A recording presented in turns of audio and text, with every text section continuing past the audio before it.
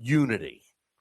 All right? Boxing needs unity, not division.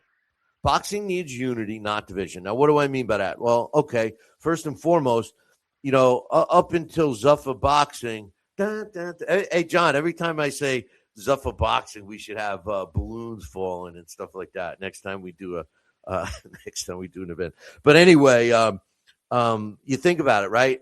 Before they all teamed up, you had the four sanctioning bodies: WBC, the WBO, the IBF, and the WBA, who by themselves have 47,000 belts that they give out. But it was kind of like, well, if you fight for a WBC belt, you're not, ranked anywhere else. And they would occasionally have unification fights.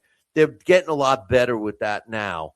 But in a sense, you had four sanctioning bodies and all trying. Now, keep in mind, the success of UFC by Dana White and the model that it was, the way it is, the way it works. Everybody was trying to copy in their own little world, even on a low scale. I'm not going to mention because he's I'm obviously pronouncing things wrong here. John is correcting me, but even on a small scale, there's some smaller promoters that try to run by themselves, and they have their own little world. The big fish in a little teeny pond.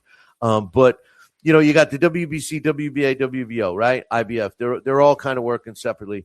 You also had the Professional Fight League. Remember that? Or it's still going on now, where they fight in like a team format, which is pretty cool. But they're pros. They're pro fighters, right? You got Zuffa. I've been pronouncing it wrong. John just corrected me. John from LDL TV. He also works for Don King Promotions. He's my man, and he's in here producing my show from the chat room. So I appreciate that. But Zuffa is another one. Misfits is here. I just talked about that. The bare knuckle boxing, right? Promoters, they are working better today. I mean, there was a time not too long ago, even 4 years ago, 5 years ago. If you weren't signed with a promoter, you weren't fighting another fighter that was with another promoter. So they're getting better. They're all trying to beat out Zuffa, which I think they're all going to lose because you heard my predictions. I do believe that Usyk will sign with Zuffa. I do believe that after this layup he's fighting, he will sign with them and probably retire. His last fight will be with them, but it will be a plug for them. I also believe that Ryan Garcia is going to sign with them. And I believe Shakur Stevenson will sign with them. And the icing on the cake, and I think we're going to be hearing about this one real soon. These are just my predictions. Canelo will be fighting for Zuffa Boxing for a Zuffa title in September. That's my prediction. Anyway, could you imagine if we were able to get all of these guys to play nice and work together? Now, you'd have to kind of cross out the sanctioning bodies because there has to be one sanctioning body. There has to be one, okay? But if you got the pool of fighters and maybe all four sanctioning bodies combine and make one, they can all get big positions in there or whatever. But consider this. If you took all the fighters that strictly fight for the WBC and all the fighters that strictly fight for the WBA and all the fighters that strictly fight for the WBO and the IBF and the Professional Fight League and the Misfit Boxing League and the Bare Knuckle Boxing League and fighters that are signed to exclusive contracts with promoters that they can only fight on that promoter's promoted show, and, of course, Zuffa Boxing. If we took all those fighters, all those licensed fighters, right, and they all became in the pool of fighters that could fight each other, and they had a rise to the top based on who they beat, the ladder climbing, if you will, The number 10 guy fights the number 9 guy, all the way up to the top.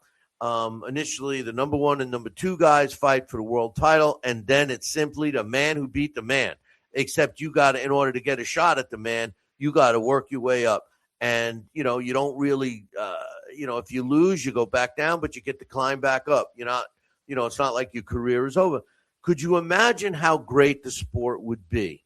Because what's happening now with Zuffa Boxing, in my opinion, is they are doing this. And if the rest of these promoters don't learn to play nice, they're going to be struggling because the fighters are going to try to make as much money as they can.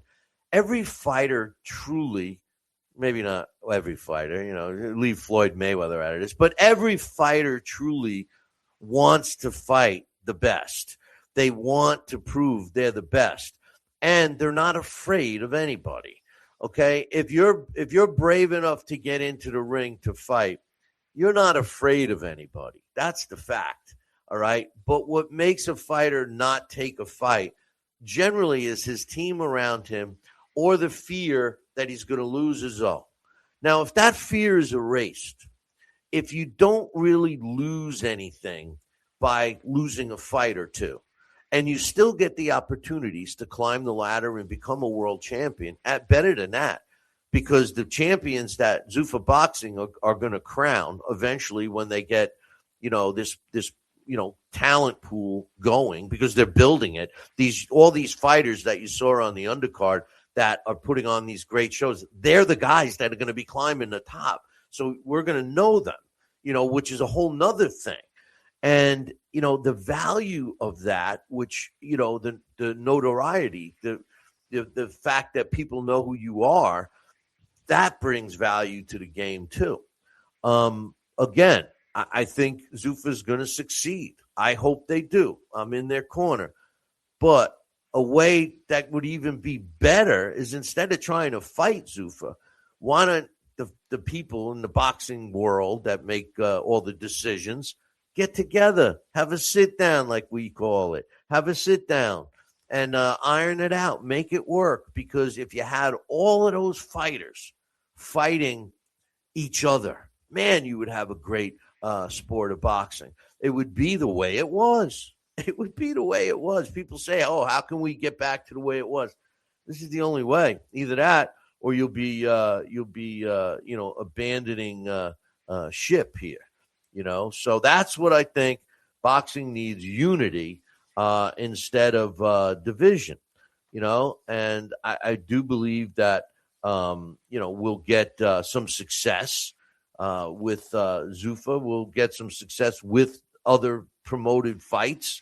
But at the end of the day, I think unity is what boxing needs to become mainstream sports media again. We were talking about Jaya Patea.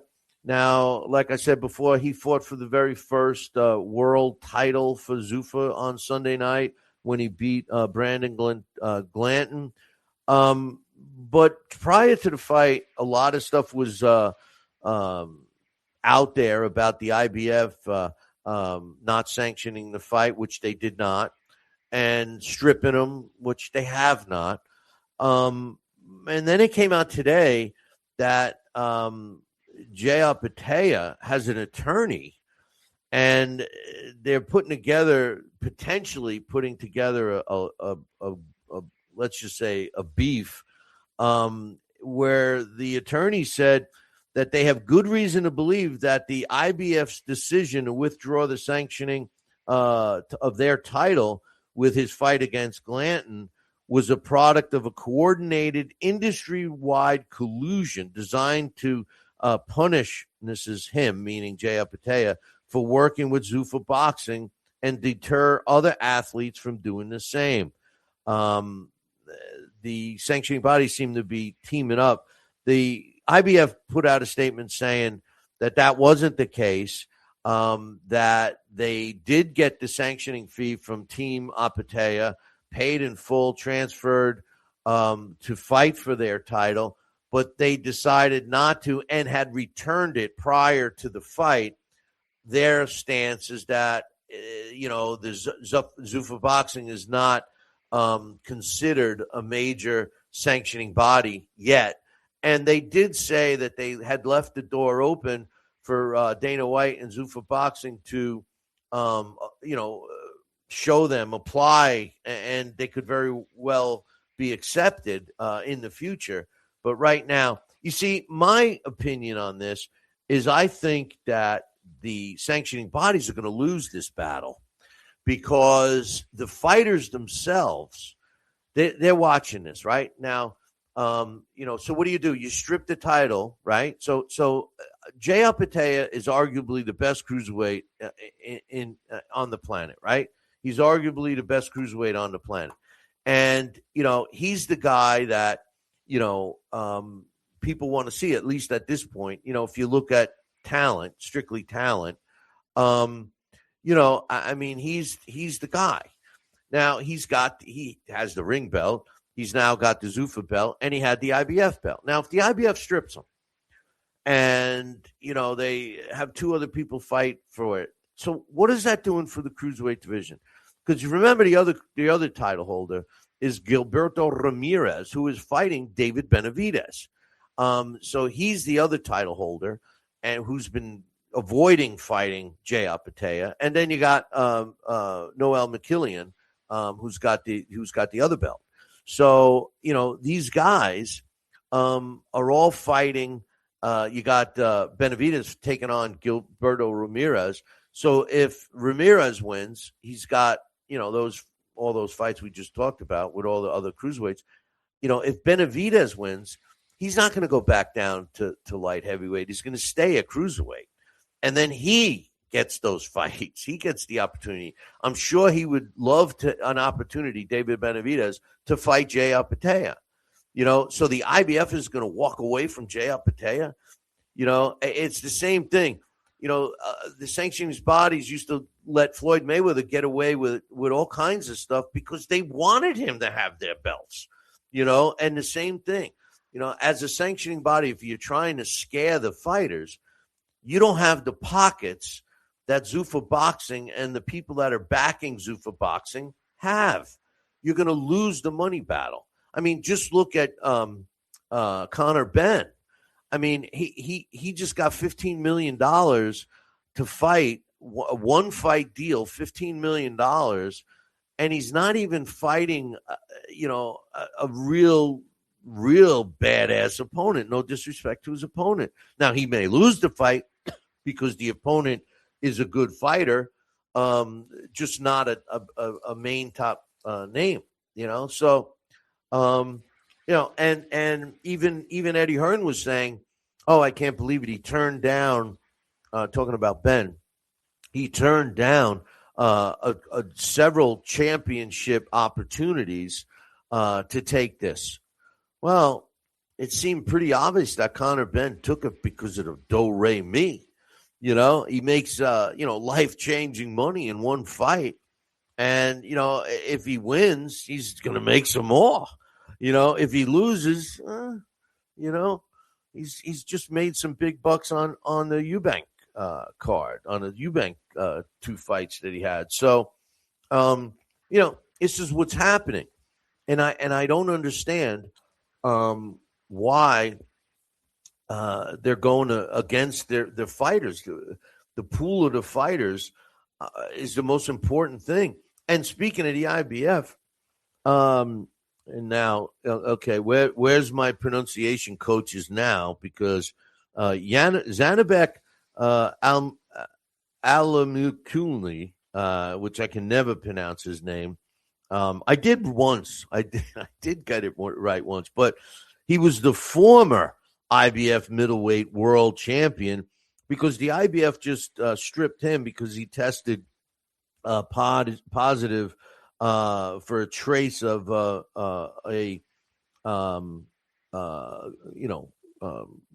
do you call it? Melodome, basically part of enhancing drugs, which, his side is claiming that it was such a small amount, and they're the Kazakhstan Professional Boxing Federation, who oversees the fighters in that country, you know, they put him on a suspension till June 1st of this year, but the IBF has him on suspension much longer. So, here's a case where that belt is vacated. So, if the IBF and the WBC keep it up, they're going to have tons of belts that are going to be vacant in the near future. So the bare knuckle boxing, I know you guys. I know I've talked about it, and it's kind of brutal and it's kind of entertaining. They're doing very well with the right. Coach is reminding me that's the reason. So according to his team in the Kakistan, governing body, he had to have an emergency procedure done. And part of the stuff that they were giving him had traces of the melodomin or whatever, however you pronounce it, that he got popped for. But anyway, the bare knuckle boxing, Joel's saying it's you know what? It's what I like about it, and the reason, we may say as boxing purists, we may say, But the thing is first of all, boxing started out like that, and it wasn't easy. It wasn't even as refined. What I like about it is the fact that it's over pretty quick, and these guys are tough. I mean, it's like a tough man. It's not the sweet science, but I give these guys credit. And the other thing I'm noticing is that the places are packed. Every one of these events I'm seeing are packed. They're drawing crowds. They got fans. I know they're not paying the guys much, but I mean, we had the kid on here that made his pro debut. He fights whatever. He does MMA. He does this. He boxes. They're fighters. But they're getting some names. You knew that Paulie Malignaggi, and he's actually fighting for a world title in May, and he's part of it, which shocked me. Because, his style of fighting, I didn't think would be that great for bare knuckle boxing. But this is my point. It's not just like two drunken hillbillies beating each other up, These guys, they are trying to establish a jab. There are some pretty decent counterpunching. Defensively, if you have any defense, you're gonna come out of there, with all your teeth still in your mouth. But they got him. They signed Yuriorkis Gamboa, which is another guy. Gamboa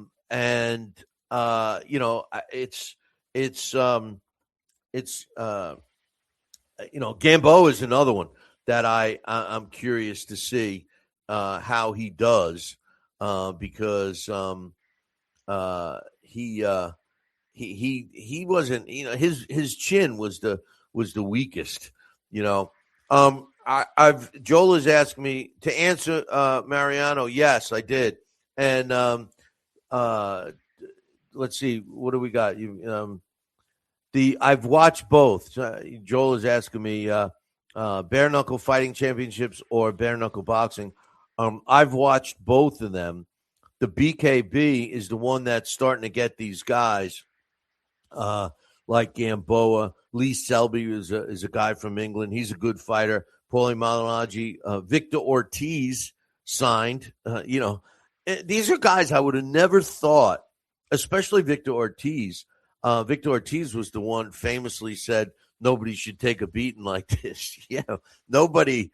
If you're a carpenter or EMT person, or you worked in a gas station or whatever, a mechanic, engineer, they shouldn't have to take a beating. But if you decide to be a professional boxer, chances are you might take a beating every now and then, But it was announced today that John Molina signed.